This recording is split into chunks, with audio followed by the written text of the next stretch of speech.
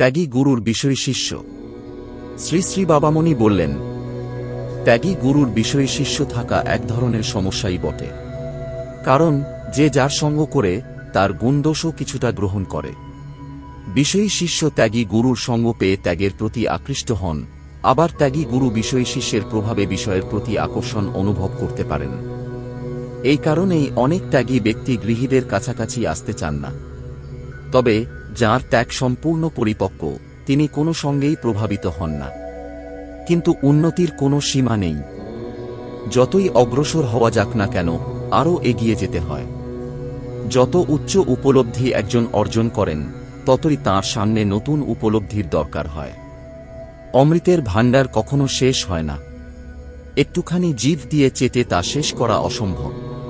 তাই কোনো ত্যাগীরই নিজেকে সম্পূর্ণ ত্যাগী মনে করা উচিত নয়। জীবের কল্যাণের জন্য যদি কোনো ত্যাগী কাউকে দীক্ষা দেন, তবুও তাঁর মনে গুরু হওয়ার অহংকার রাখা উচিত নয়। কারণ শিষ্যের পাপ তাপ গুরুর উপর এসে পড়ে।